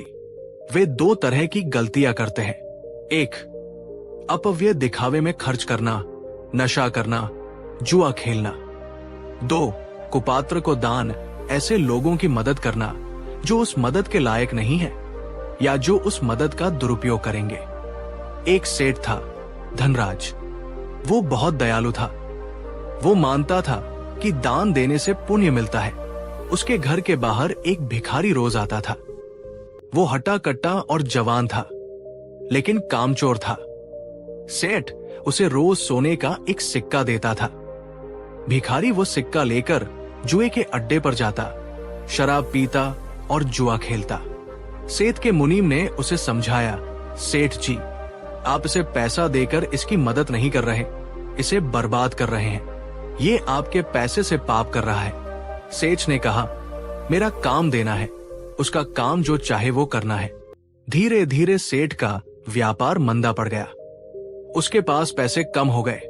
एक दिन सेठ ने भिखारी को सोने के सिक्के की जगह तांबे का सिक्का दिया। भिखारी को बहुत गुस्सा आया। उसने वो सिक्का सेठ के मुंह पर दे मारा और गाली देकर बोला, कंजूस, आज सिर्फ तांबा, तेरा नाश हो। सेठ की आंखों में आंसू आ गए। उसे अपनी गलती का एहसास हुआ। तभी बुद्ध वहां आए। उन्होंने सेठ से कहा, वत्स, करुणा अच्छी है, लेकिन बिना प्रज्ञा के करुणा मूर्खता है। बुद्ध ने समझाया, धन एक बीज की तरह है। अगर तुम इसे बंजर जमीन यानी कुपात्र में डालोगे तो न तो फसल उगेगी और न ही बीज बचेगा। धन का उपयोग वही करो जहां उससे कुछ सृजन हो, जहां किसी का जीवन सुधरे न कि बिगड़े। दोस्तों, अमीर बनने के लिए सिर्फ कमाना जरूरी नहीं है, सही खर्च करना भी जरूरी है। अगर आप अपनी कमाई दोस्तों को पार्टी देने में उड़ा देते हैं, अगर आप ब्रांडेड कपड़ों के लिए कर्ज लेते हैं, अगर आप ऐसे रिश्तेदारों को पैसे देते हैं जो कभी वापस नहीं करते और नहीं मेहनत करते हैं, तो आप अपने धन का अपमान कर रहे हैं और लक्ष्मी अपमानित होकर कभी नहीं ठहरती। क्या आपने कभी किसी ऐसे व्यक्ति की मदद की है जिसने बाद में आपको धोखा दिया या आपके पैसे का दुरुपयोग किया? कमेंट में अपना अनुभव साझा करें। और अब हम आते हैं तीसरी और सबसे बड़ी गलती पर, जिसके कारण दुनिया के 90% लोग कभी अमीर नहीं बन पाते, बस गुजारा करते रह जाते हैं। वो गलती है जोखिम न लेना और सुरक्षा के मोह में फंसे रहना। बुद्ध ने कहा था, जिसने भय को नहीं जीता वो जीवन में कभी भी कोई भी महान कार्य नहीं कर सकता। सुरक्षा एक भ्रम है। जीवन का स्वभाव ही अनिश्चितता है। हम सब बचपन से एक ही मंत्र रटते हैं, सुरक्षित नौकरी ढूंढो, रिस्क मत लो। हम अपनी जमा पूंजी को बैंक में सड़ाते रहते हैं, लेकिन उसे किसी बिजनेस या निवेश में लगाने से डरते हैं। हम नुकसान के डर से इतना घबराते हैं कि हम मुनाफे के अवसर को देख ही नहीं पाते। याद रखिए, कोई भी व्यक्ति सिर्फ बचत करके अमीर नहीं बना है। अमीर बनने के लिए निवेश और उद्यम करना पड़ता है। एक बार दो किसान थे। दोनों के पास 10 से 10 बोरी अनाज के बीज थे। पहला किसान बहुत डरपोक था। उसने सोचा, अगर मैंने बीज खेत में बोए और बारिश नहीं हुई तो? अगर कीड़े खा गए तो? अगर पक्षी चुग गए तो? मेरा सारा अनाज बर्बाद हो जाएगा। इससे अच्छा है कि मैं इसे सुरक्षित रख लूं। उसने अपने बीज कोठरी में बंद करके ताला लगा दिया।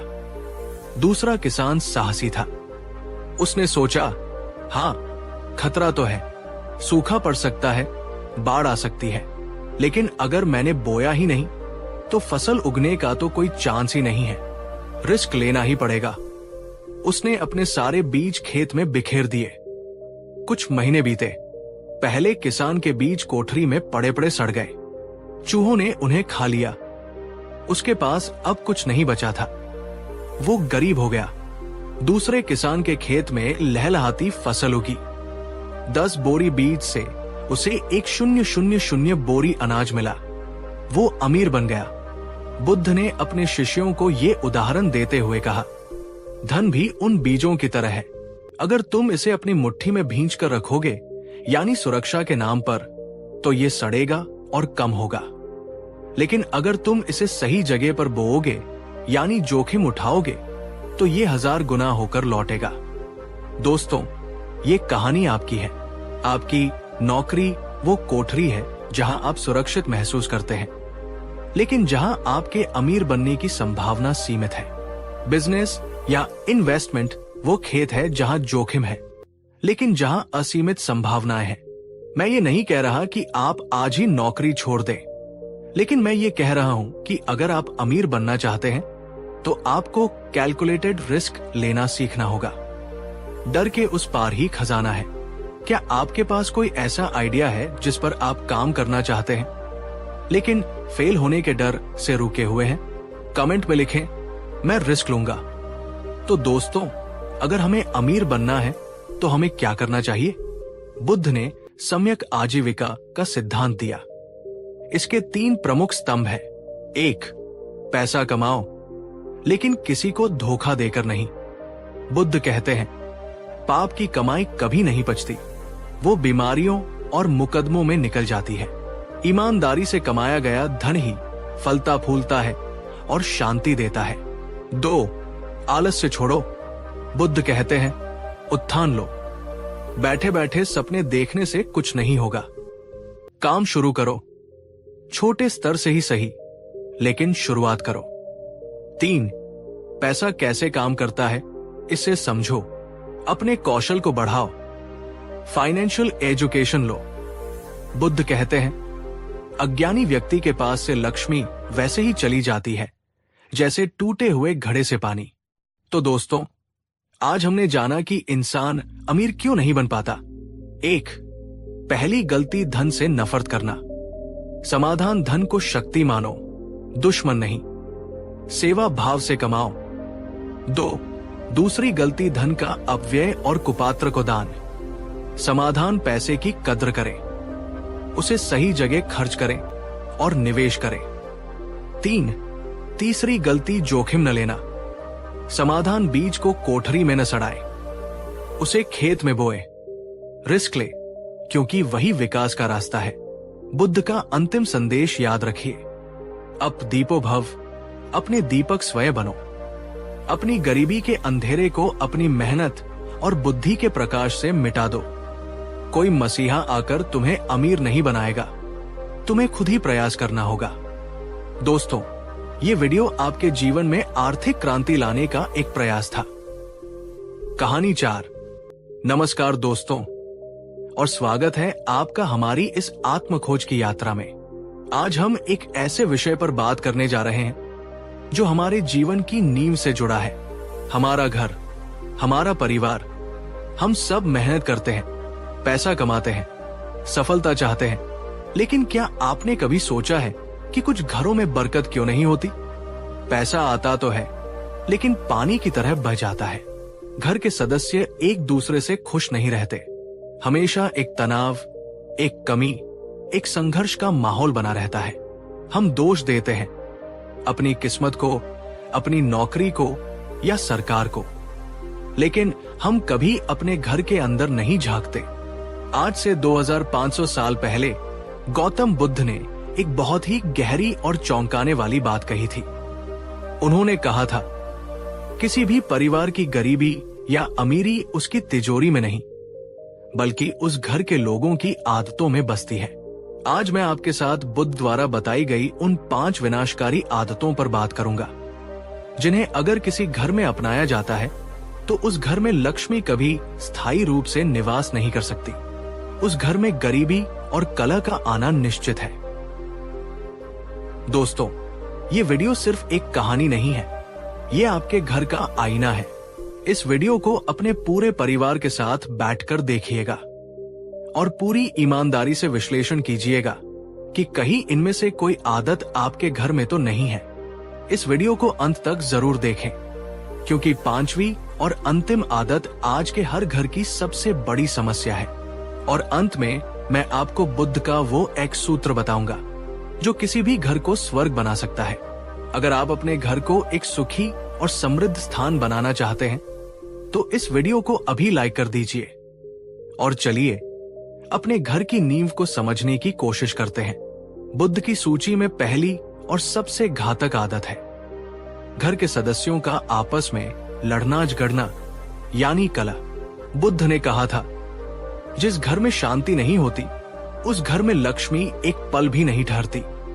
कलह गरीबी को दिया गया खुला निमंत्रण है। ये एक बहुत गहरा मनोवैज्ञानिक और आध्यात्मिक सत्य है। जब घर में झगड़ा होता है तो क्या होता है? एक, नकारात्मक ऊर्जा। क्रोध, घृणा और कड़वे शब्द एक नकारात्मक ऊर्जा क्षेत्र बनाते हैं। ये ऊर्जा घर की दीवारों तक में समा जाती है। ऐसी जगह पर कोई भी सकारात्मक चीज जैसे अवसर, पैसा, खुशी आकर्षित नहीं हो सकती। दो, मानसिक अशांति। जो व्यक्ति घर में लड़कर ऑफिस जाता है, क्या वह अपने काम पर 100% ध्यान दे सकता है? नहीं, उसकी उत्पादकता कम हो जाती है, वो गलत निर्णय लेता है और अंततः उसका करियर और व्यापार प्रभावित होता है। 3, स्वास्थ्य पर असर। लगातार तनाव और लड़ाई झगड़े से ब्लड प्रेशर, हृदय रोग और डिप्रेशन जैसी बीमारियां होती हैं। घर की कमाई का एक बड़ा हिस्सा डॉक्टरों और दवाइयों पर खर्च होने लगता है। एक बार श्रावस्ती का सबसे अमीर सेठ अनाथपिंडक, जो बुद्ध का परम शिष्य था, बहुत परेशान होकर बुद्ध के पास आया। उसने कहा, भगवान, मेरे घर में सब कुछ है, धन, दौलत, नौकर चाकर, लेकिन शांति नहीं है। मेरी पत्नी, मेरी बहू, मेरे बेटे सब एक दूसरे से छोटी छोटी बातों पर लड़ते रहते हैं। घर में हमेशा एक तनाव का माहौल रहता है। मैं क्या करूं? बुद्ध ने उससे पूछा, सेठ, क्या तुम जानते हो कि तुम्हारे घर के नौकर जब आटा गूंथते हैं या बर्तन साफ करते हैं तो वे आपस में क्या बातें करते हैं? सेठ ने कहा, भगवान, मुझे नहीं पता। बुद्ध ने कहा, वे भी एक दूसरे की शिकायत करते हैं। वे कहते हैं, मालकिन बहुत चिल्लाती है, मालिक बहुत कंजूस है। तुम्हारे घर का हर सदस्य एक दूसरे के प्रति नकारात्मकता से भरा है। बुद्ध ने समझाया, जिस घर के सदस्य एक दूसरे का सम्मान नहीं करते, एक दूसरे की गलतियों को माफ नहीं करते और एक दूसरे को नीचा दिखाने की कोशिश करते हैं, वो घर बाहर से चाहे कितना भी सुंदर क्यों न हो, अंदर से वो एक श्मशान की तरह होता है और श्मशान में कभी समृद्धि का वास नहीं होता। बुद्ध ने सेठ को एक बहुत ही सरल उपाय दिया।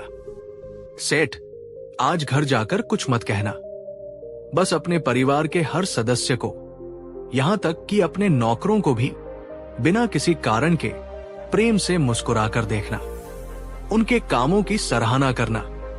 1 हफ्ते तक बस यही करो। सेठ ने ऐसा ही किया। पहले दिन जब वो अपनी पत्नी को देखकर मुस्कुराया तो पत्नी हैरान रह गई। जब उसने अपने बेटे के काम की तारीफ की तो बेटा चौंक गया। धीरे धीरे घर का माहौल बदलने लगा। सेठ का प्रेम देखकर दूसरों का क्रोध भी शांत होने लगा। 1 हफ्ते में घर में एक अजीब सी शांति आ गई। दोस्तों, झगड़ा हमेशा 2 तरफ से होता है। अगर एक पक्ष शांत हो जाए तो दूसरा कितनी देर तक चिल्लाएगा? घर में शांति लाने की जिम्मेदारी किसी एक की नहीं, सबकी है। लेकिन शुरुआत कोई एक तो कर ही सकता है। क्या आपके घर में भी छोटी छोटी बातों पर तनाव हो जाता है? अगर हाँ, तो क्या आप आज ये संकल्प ले सकते हैं कि अगली बार जब कोई बहस शुरू हो तो आप चुप रहकर और मुस्कुराकर उसे खत्म करने की कोशिश करेंगे? कमेंट में लिखें, मैं शांति चुनूंगा। बुद्ध की सूची में दूसरी आदत वह है जिसे हम अक्सर बहुत छोटा और महत्वहीन समझते हैं, लेकिन जिसका हमारी मानसिकता और हमारी आर्थिक स्थिति पर बहुत गहरा प्रभाव पड़ता है। ये आदत है घर में गंदगी और अव्यवस्था रखना। आज का विज्ञान भी इस बात को मानता है। मनोविज्ञान में इसे ब्रोकन विंडो थ्योरी कहते हैं। अगर किसी इमारत की एक खिड़की टूटी हो तो धीरे धीरे लोग उस इमारत पर और पत्थर फेंकने लगते हैं और वो पूरी इमारत खंडहर बन जाती है। ठीक इसी तरह अगर आपका घर अव्यवस्थित और गंदा है तो आपका मन भी अव्यवस्थित और नकारात्मक हो जाता है। बुद्ध ने अपने भिक्षुओं के लिए बहुत सख्त नियम बनाए थे कि उनका रहने का स्थान, विहार हमेशा साफ सुथरा और व्यवस्थित होना चाहिए। क्यों? क्योंकि बुद्ध जानते थे तुम्हारा बाहरी वातावरण तुम्हारे भीतरी मन का प्रतिबिंब है। एक गंदा और अव्यवस्थित घर एक गंदे और अव्यवस्थित मन को दर्शाता है। बुद्ध के एक शिष्य थे जिनका नाम था चूड़ामणि। वे बहुत बुद्धिमान थे लेकिन बहुत आलसी और गंदे रहते थे। उनकी कुटिया में हमेशा कूड़े का ढेर लगा रहता था। उनके कपड़े मैले रहते थे। एक दिन बुद्ध खुद उनकी कुटिया में पहुंचे। उन्होंने देखा कि कुटिया में पैर रखने की भी जगह नहीं है। बुद्ध ने कुछ नहीं कहा। उन्होंने अपनी चादर उतारी और खुद झाड़ू उठाकर कुटिया की सफाई करने लगे। ये देखकर चूड़ामणि शर्म से पानी पानी हो गया। वो दौड़कर आया और बुद्ध के पैरों में गिर पड़ा। भगवान, ये आप क्या कर रहे हैं? ये काम मेरा है। आप मुझे पाप का भागी बना रहे हैं। बुद्ध ने झाड़ू नीचे रखी और बड़े प्रेम से कहा, चूड़ामणि, मैं तुम्हारी कुटिया की गंदगी साफ नहीं कर रहा। मैं तुम्हारे मन की गंदगी साफ करने की कोशिश कर रहा हूं। उन्होंने समझाया, जब तुम्हारे चारों ओर अव्यवस्था होती है तो तुम्हारा मन भी स्पष्ट रूप से सोच नहीं पाता। तुम सही निर्णय नहीं ले पाते। तुम्हारे अंदर आलस्य और निराशा का भाव पैदा होता है। ये गंदगी तुम्हारी प्रगति को रोक रही है। बुद्ध ने कहा, स्वच्छता सिर्फ शरीर की नहीं, मन और वातावरण की भी होनी चाहिए। जहां स्वच्छता है वही सकारात्मक ऊर्जा का वास होता है, और जहां सकारात्मक ऊर्जा है वही समृद्धि आती है। उस दिन के बाद चूड़ामणि ने अपनी कुटिया को मंदिर की तरह साफ रखना शुरू कर दिया, और लोगों ने देखा कि कुछ ही समय में उनके ध्यान और उनकी समझ में भी अद्भुत प्रगति हुई। दोस्तों, ये एक बहुत ही व्यावहारिक नियम है। अगर आपके घर में टूटी फूटी चीजें, पुराने कपड़े और फालतू का सामान भरा पड़ा है तो आप अनजाने में गरीबी और ठहराव को आमंत्रित कर रहे हैं। आज ही एक काम करें, अपने घर का कोई एक कोना या एक अलमारी चुनें और उसे पूरी तरह से साफ करें। उन सभी चीजों को हटा दें जिनकी आपको जरूरत नहीं है। आप महसूस करेंगे कि जैसे ही वो जगह साफ हुई, आपके मन में भी एक हल्कापन और एक नई ऊर्जा आ गई है। क्या आपका कमरा या आपकी स्टडी टेबल अक्सर अव्यवस्थित रहती है? अगर हाँ, तो क्या आप आज से रोज 15 मिनट अपनी चीजों को व्यवस्थित करने का नियम बनाएंगे? कमेंट में लिखें, स्वच्छता मेरा संकल्प है। बुद्ध की सूची में तीसरी आदत एक ऐसा मानसिक जहर है जो किसी भी घर की खुशियों को दीमक की तरह खा जाता है। ये आदत है, जो आपके पास है उसके लिए शुक्रगुजार न होना और हमेशा शिकायत करते रहना। बुद्ध ने कहा था, अकृतज्ञ व्यक्ति दुनिया का सबसे गरीब व्यक्ति है, चाहे उसकी तिजोरी सोने से ही क्यों न भरी हो, और एक कृतज्ञ व्यक्ति दुनिया का सबसे अमीर व्यक्ति है, चाहे उसके पास खाने के लिए एक रोटी ही क्यों न हो। जरा सोचिए उन घरों के बारे में जहां बच्चे शिकायत करते हैं, मुझे नया फोन नहीं मिला। पत्नी शिकायत करती है, आप मुझे कहीं घुमाने नहीं ले जाते। पति शिकायत करता है, तुम दिन भर करती क्या हो। ऐसे घर में हर कोई अभाव की मानसिकता में जी रहा है। हर किसी का ध्यान इस पर है कि क्या नहीं है, और ब्रह्मांड का नियम है, आप जिस चीज पर ध्यान केंद्रित करते हैं वही चीज आपके जीवन में बढ़ती है। अगर आप कमी पर ध्यान देंगे तो आपके जीवन में कमी बढ़ेगी।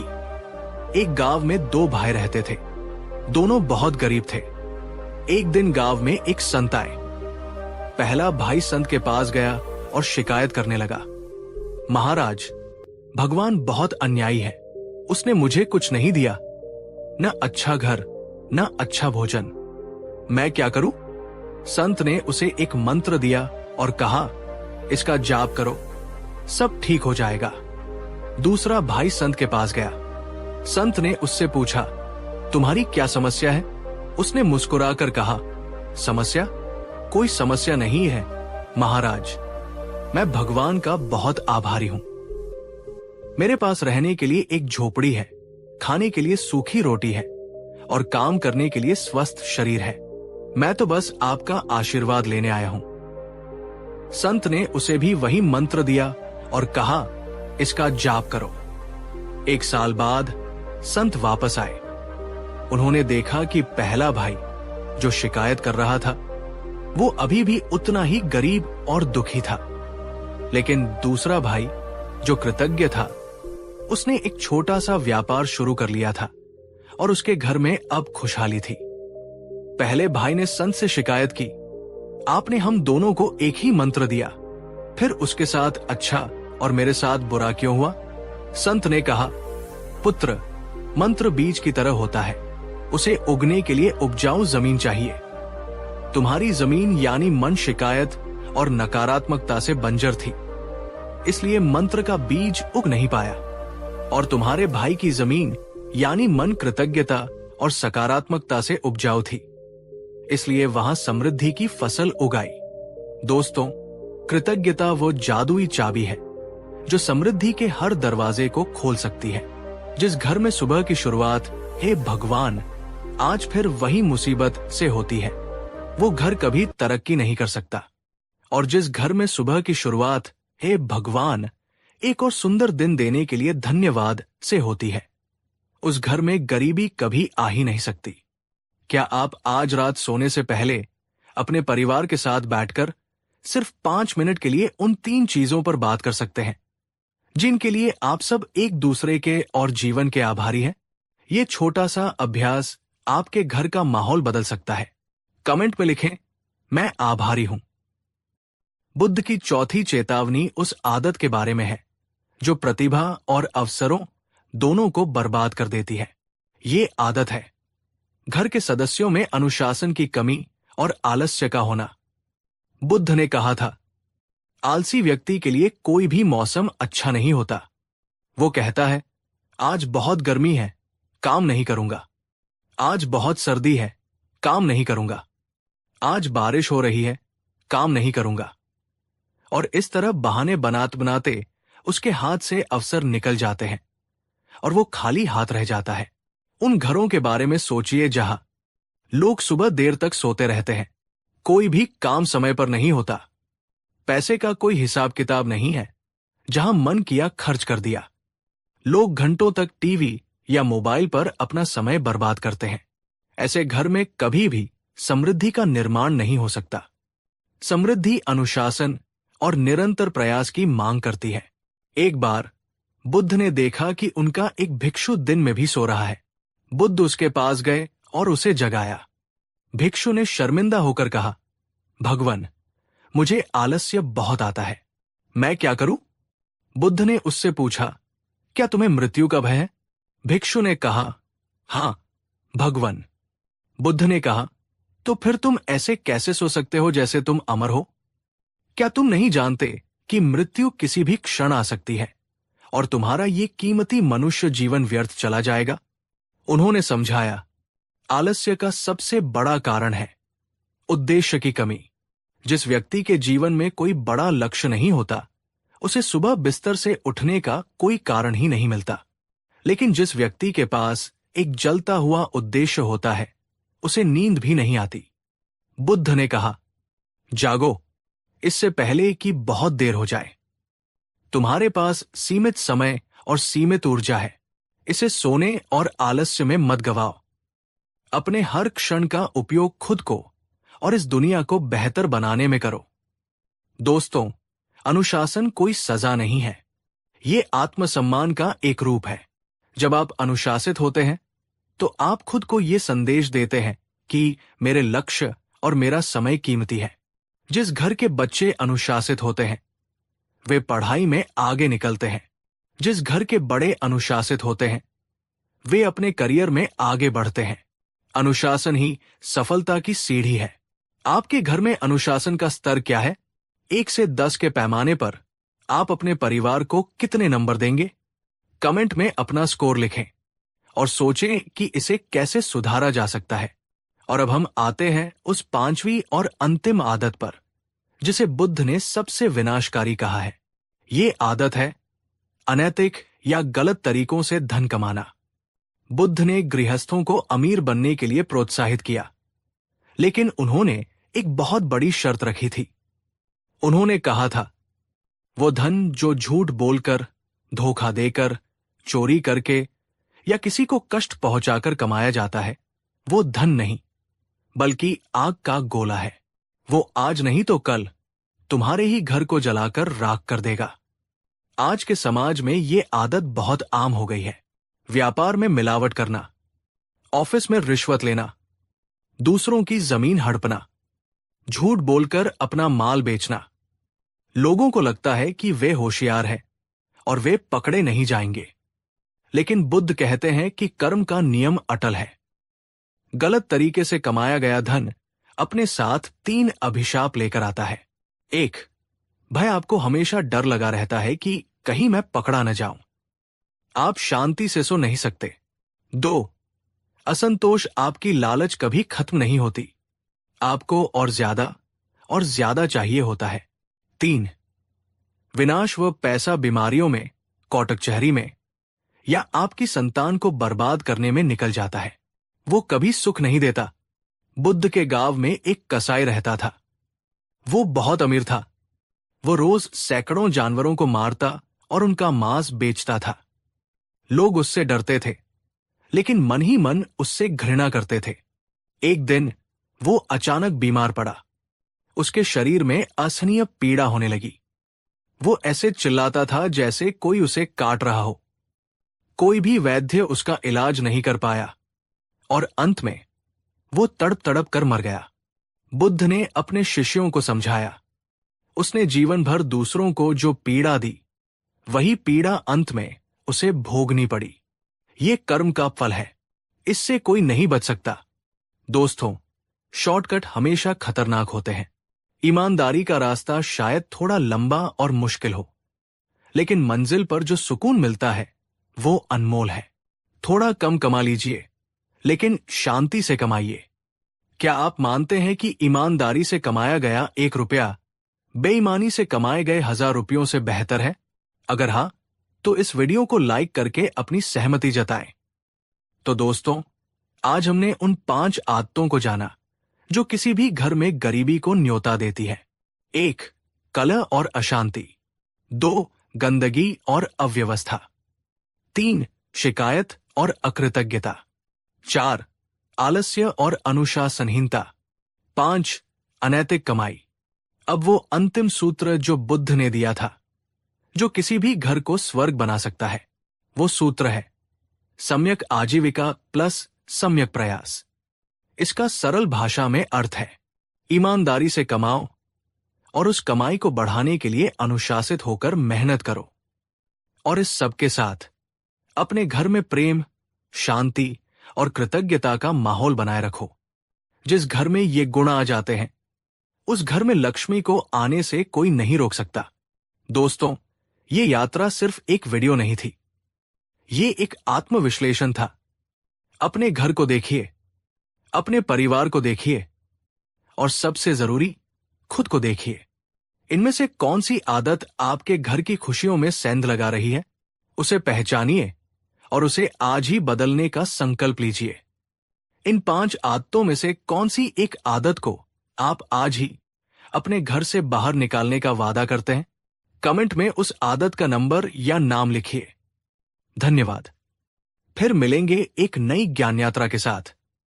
भवतु सब्ब मंगल, सभी का मंगल हो। नमस्कार दोस्तों, आज मैं आपसे एक बहुत ही निजी बात करना चाहता हूं। क्या आप अभी अपनी जिंदगी के किसी मुश्किल दौर से गुजर रहे हैं? क्या आपको ऐसा लगता है कि आप चारों तरफ से मुसीबतों से घिर गए हैं? कोई रास्ता नहीं दिख रहा, कोई उम्मीद की किरण नहीं बची। कभी कभी जिंदगी हमें ऐसे मोड़ पर खड़ा कर देती है जहां हमें लगता है कि ये रात कभी खत्म नहीं होगी। नौकरी चली गई, प्यार खो गया, सेहत बिगड़ गई या किसी अपने ने धोखा दे दिया। मन करता है हार मान ले, सब कुछ छोड़ दें। लेकिन दोस्तों, रुकिए।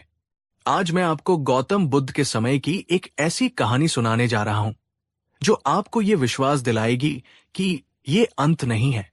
बुद्ध ने कहा था, अंधेरा चाहे कितना भी गहरा हो, वो सूरज को उगने से नहीं रोक सकता। आज हम जानेंगे कि कैसे घोर निराशा के बादलों को चीरकर उम्मीद का सूरज निकलता है।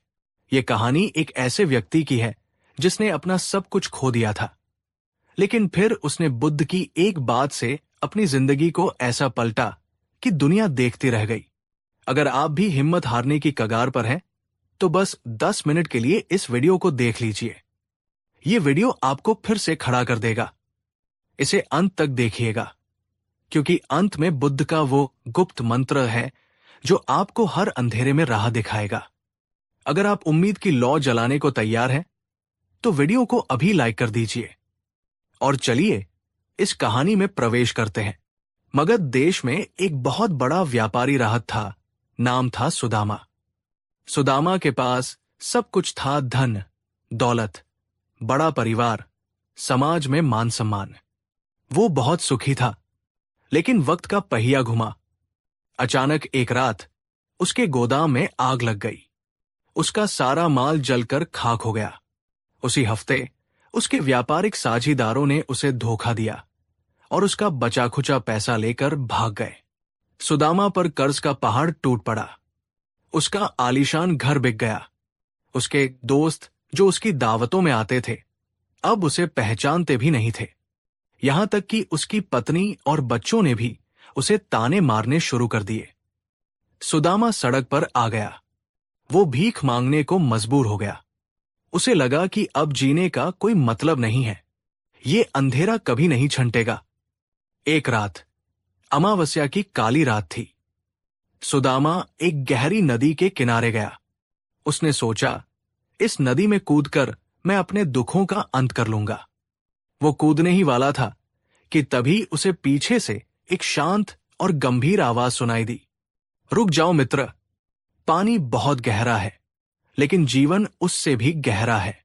सुदामा ने मुड़कर देखा। वहां एक सन्यासी खड़े थे। उनके चेहरे पर एक अद्भुत तेज था। वे गौतम बुद्ध थे। सुदामा रो पड़ा। वो बुद्ध के चरणों में गिर गया और बोला, भगवन, मुझे मत रोकिए। मेरा सब कुछ लुट गया है। मेरे पास जीने की कोई वजह नहीं बची। मेरा जीवन एक काली रात बन गया है जिसकी कोई सुबह नहीं है। बुद्ध ने उसे उठाया। उन्होंने अपनी चादर उसे ओढ़ाई और पास जल रही आग के पास बिठाया। बुद्ध ने उसकी आंखों में देखा और पूछा, सुदामा, क्या तुम जानते हो कि रात सबसे ज्यादा अंधेरी कब होती है? सुदामा ने सिर हिलाया। बुद्ध ने कहा, रात सबसे ज्यादा अंधेरी और डरावनी तब होती है जब भोर यानी सुबह होने ही वाली होती है। बुद्ध ने कहा, तुम अभी जिस अंधेरे को देख रहे हो वो अंत नहीं है। वो एक नई शुरुआत का संकेत है। प्रकृति का नियम है, जो गिरता है वो उठता भी है, जो डूबता है वो तैरता भी है। दोस्तों, सुदामा की जगह खुद को रखकर देखिए। जब हमारे पास कुछ नहीं बचता तो हमें लगता है कि हम जीरो हो गए हैं, लेकिन बुद्ध कहते हैं कि जीरो अंत नहीं, शुरुआत है। क्या आपकी जिंदगी में कभी ऐसा पल आया है जब आपको लगा कि अब सब खत्म, लेकिन फिर अचानक कोई रास्ता निकल आया? कमेंट में हां लिखकर हमें बताएं। सुदामा ने कहा, लेकिन भगवन, मैं बर्बाद हो चुका हूं। राख के ढेर से क्या उगेगा? बुद्ध ने पास पड़ी एक जली हुई लकड़ी की राख उठाई। उसके नीचे से उन्होंने एक छोटा सा हरा अंकुर निकाला जो राख के नीचे दबा हुआ था। बुद्ध ने कहा, देखो सुदामा, ऊपर सब कुछ जल गया, राख हो गया, लेकिन नीचे जीवन अभी भी सुरक्षित था। ये बीज राख के नीचे भी जिंदा रहा और अब बाहर निकल रहा है। बुद्ध ने समझाया, तुम्हारे धन, मकान और दोस्त, ये सब उस लकड़ी की तरह थे जो जल गए, लेकिन तुम्हारी हिम्मत, तुम्हारी बुद्धि और तुम्हारा अनुभव, ये वो बीज है जिसे कोई आग नहीं जला सकती।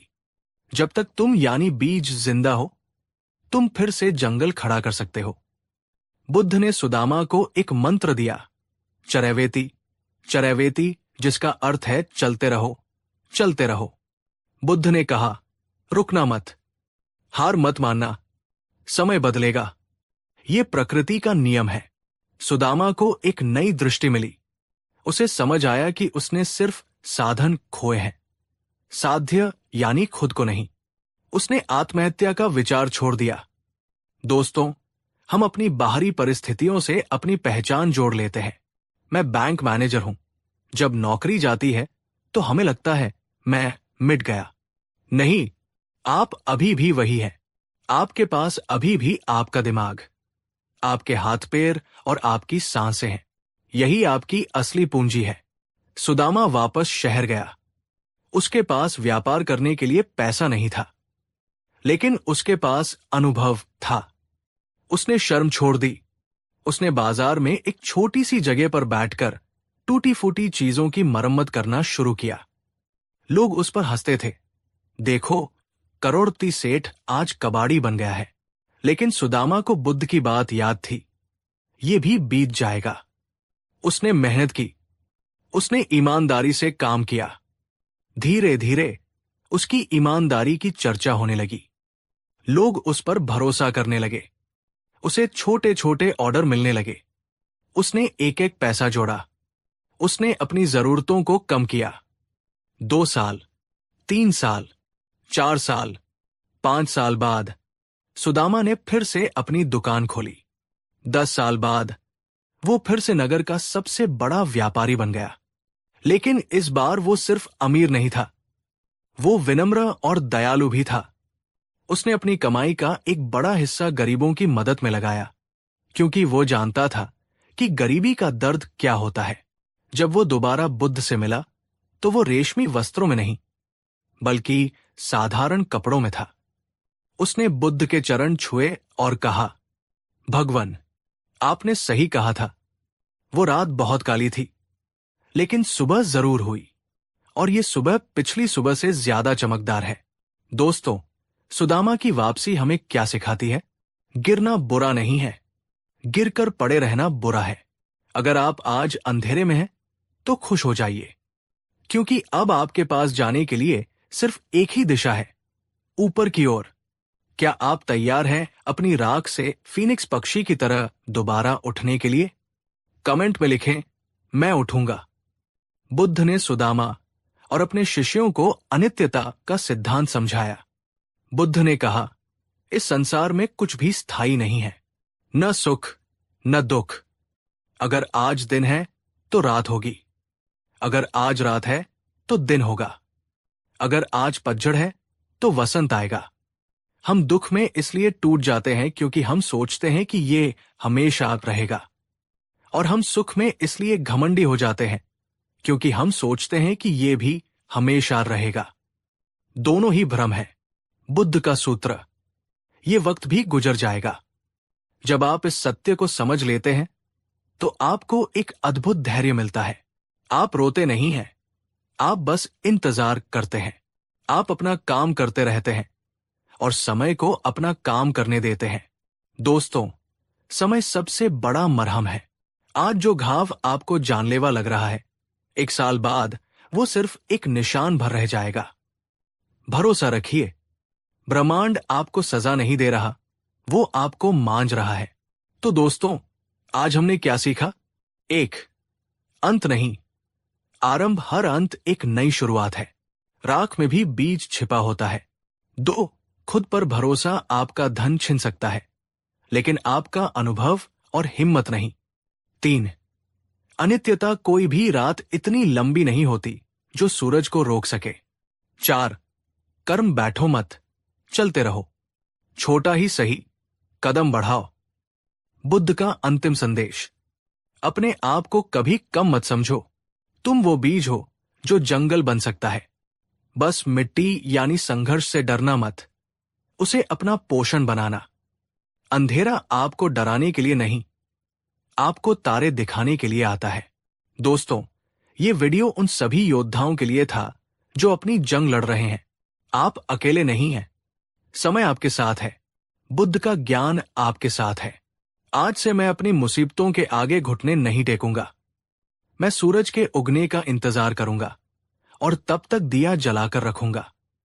क्या आप ये वादा करते हैं? कमेंट में लिखें, सुबह जरूर होगी।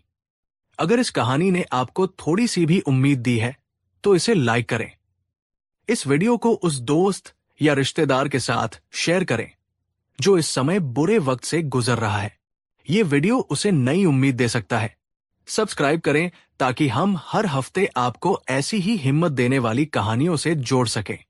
अगले वीडियो में हम बात करेंगे बुद्ध के अनुसार अपनी किस्मत खुद कैसे लिखें, कर्म का असली विज्ञान। तब तक के लिए अंधेरे से डरे नहीं, उजाले की ओर चलें। नमो बुद्धाय।